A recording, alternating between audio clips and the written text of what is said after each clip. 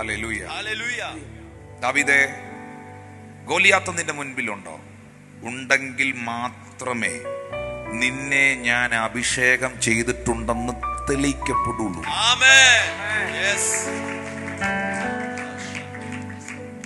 ദാനിയേലേ, സിംഹത്തിന്റെ കുഴി നിന്റെ മുൻപിലുണ്ടോ? ഉണ്ടെങ്കിൽ മാത്രമേ നീ സേവിക്കുന്ന ദൈവം ആരാന്ന് എനിക്ക് തെളിയിക്കാൻ പറ്റുള്ളൂ.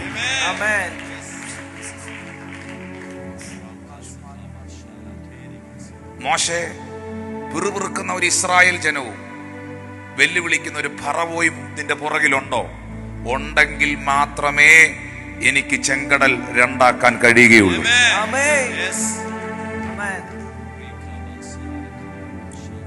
ഇതിനകത്തിരിക്കുന്ന നിങ്ങളുടെ ജീവിതത്തിൽ നിങ്ങൾ ഏതെങ്കിലും ഒരു പ്രോസസ്സിലൂടെ പോകുന്നെങ്കിൽ മക്കളെ, അത് നിങ്ങളുടെ അവസാനമല്ല മക്കളെ, അത് നിങ്ങളുടെ പർപ്പസിലേക്കുള്ള വഴിയാണ്.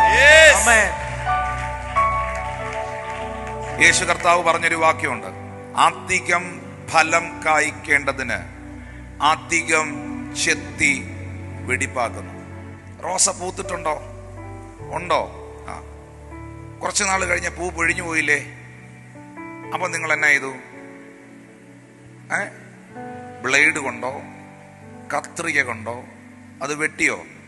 എന്നാത്തിനാ വെട്ടിയേ? അധികം പൂക്കാനാണോ വെട്ടിയേ? പൂക്കാനല്ലേ വെട്ടിയേ? പൂത്തിരിക്കും. നമ്മുടെ ജീവിതത്തിലൊക്കെ കുശവന് നമ്മളെ മറ്റൊരു പാത്രമാക്കാൻ പദ്ധതി ഉണ്ടെന്നേ. നിങ്ങളെ മറ്റൊരു പാത്രമാക്കാൻ ദൈവത്തിന് പദ്ധതി ഉണ്ടെന്നേ. ഈ പ്രോസസ്സിൽ പാത്രത്തെ കുശവൻ കടത്തിവിടുമ്പോൾ ഈ പ്രോസസ്സ് കഴിഞ്ഞ് ഈ പാത്രത്തെ പുറത്തെടുത്ത് കുശവൻ നോക്കുന്ന ഒരു നോട്ടമുണ്ട്. ഒന്ന് മുട്ടി നോക്കും. ഇതിന്റെ ടോൺ കേട്ട് കഴിയുമ്പോഴാണ് ഇവൻ നന്നായിട്ട് പ്രോസസ്സിലൂടെ പോയിട്ടുണ്ട് എന്ന് മനസ്സിലായി കഴിയുമ്പോൾ ഇവന്റെ മേളിൽ ഒരു പ്രൈസ് ടാഗ് വീഴും.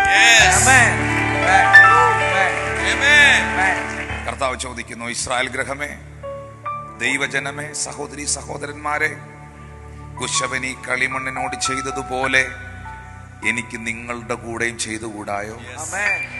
എനിക്ക് നിങ്ങളോടും ഇത് ചെയ്തുകൂടായോ? എനിക്കൊന്ന് ഉടയ്ക്കണമെന്ന് തോന്നിയാൽ ഒന്ന് ഉടയാൻ ഏൽപ്പിച്ച് തരുമോ? എനിക്കൊന്ന് പണിയണമെന്ന് തോന്നിയാൽ എൻ്റെ കയ്യിലോട്ടൊന്ന് കയറിയിരിക്കുവോ? എൻ്റെ സാന്നിധ്യത്തിൽ നീ നിൽക്കുവോ? നിന്നാൽ അനേകർക്ക് പ്രയോജനമുള്ള ഒരു നല്ല പാത്രമാക്കി കർത്താവ് നിങ്ങളെ മാറ്റി. കർത്താവ് നിങ്ങളെ മാറ്റി.